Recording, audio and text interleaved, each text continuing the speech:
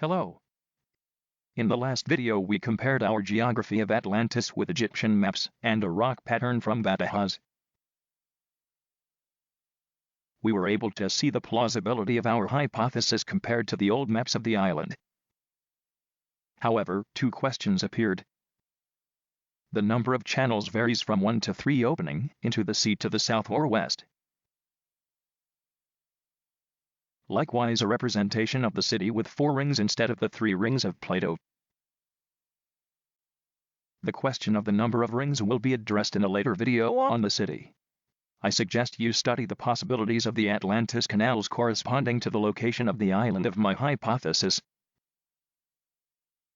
Plato's text speaks only of a main ditch from the sea to the city just over 9 kilometers long, 90 m wide, and 30 m deep.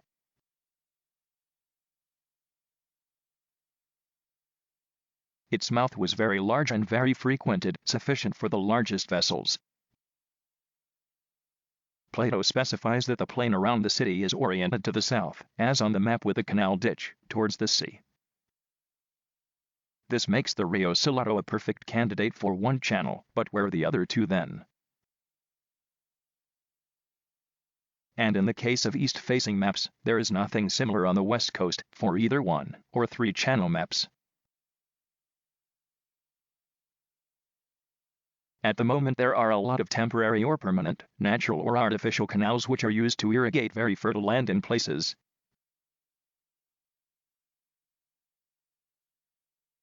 To find the channels on the maps, I dismissed the artificial and more modern channels, like the main channel of Cadiz.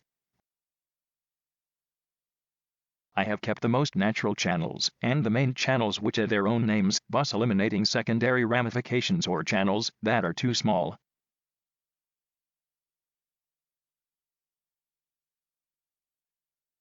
On the other hand, I marked an important lagoon, that of Gallo, which has a shape of trident or a foot of rooster, and where it was found at Tartessi, an archaeological site in Pasito Chico.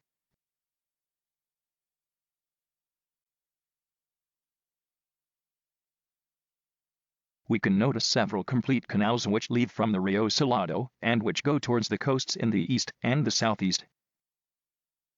It is still missing to match the old maps. It would be interesting to find out if there are traces of missing sections for certain canals. It will also be necessary to find the submerged mouths. After a lot of research, I will propose to reconstruct the missing parts and the following mouths. By making sectional elevation profiles of the land crossed by the canals, I tried to reconstruct them completely. Let's start with the Rio Salado and its tributary canals.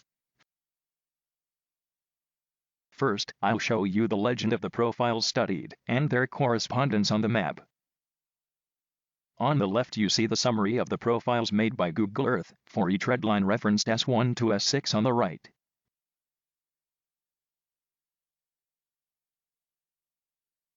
The brown arrows indicate the edge of the ditch marked by a blue line on the profile. A dark blue line with an arrow of the same color indicates the bottom of the ditch. The current or reconstructed channel on the route is represented by a light blue line. I have connected the brown arrows on the map to represent the maximum channel bed colored in dark blue on the right. We can see that the Rio Salado sinks in its main bed and that there is no trace of a secondary bed or more strait. The length now represents from its highest point in the sea a distance, as the crow flies, corresponding to 10 kilometers, as indicated by Plato. Let us see its mouth reconstituted with profiles of the seabed. We discover a very wide mouth similar to Plato's story, and oriented to the south, like the Rio Salado. Let's see the Southwest Canal. Despite the establishment of an airbase, traces of the missing part which links the Alcantara canals to that of Valdecarretas which joins the Rio Salado can be found. The reconstruction is less obvious for its mouth. The elevation profile hesitates between an oblique mouth and another more straight, but one can imagine it in one or the other case. The secondary channel is well confirmed by these geological profiles. Let's take a look at the hypothesis of the canal from Rio Salado, in the east to San Cristobal Hill, in the southeast of the island. Let's try to find a second branch of the canal to the east passing south of this hill.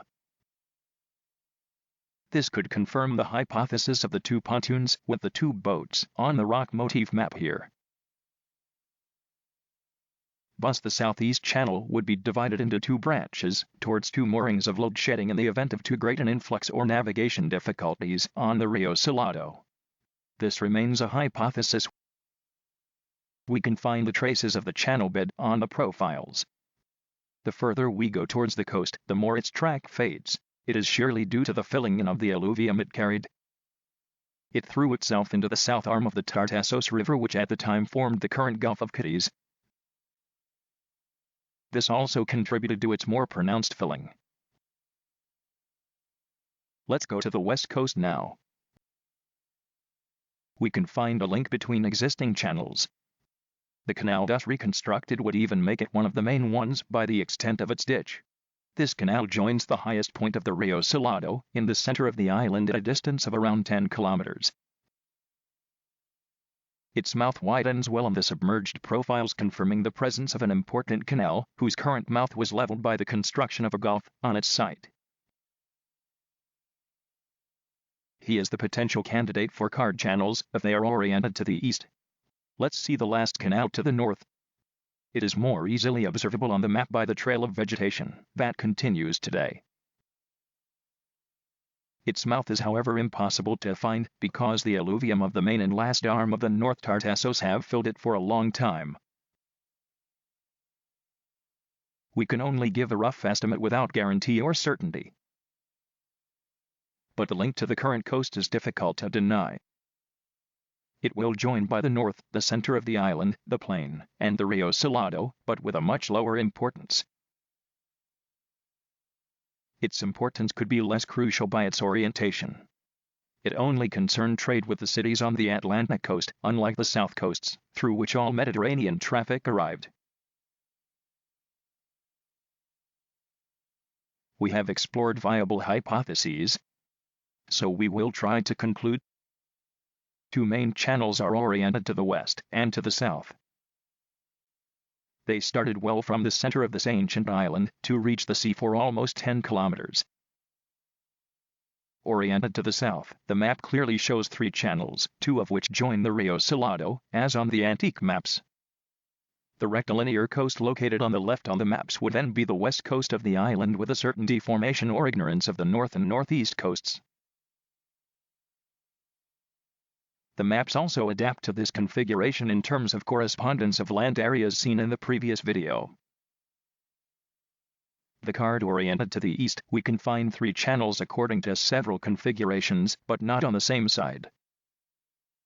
Is there one missing? Haven't I found them all? Why not? But it is possible to reconstruct combinations of three channels by taking those to the west, including the North Canal of San Juan, and the Rio Salado, in the south. Here I am finished with the channels of the Egyptian cards. In the next video, I suggest you move on to a more precise location of the very city of Atlantis. Thank you for your support.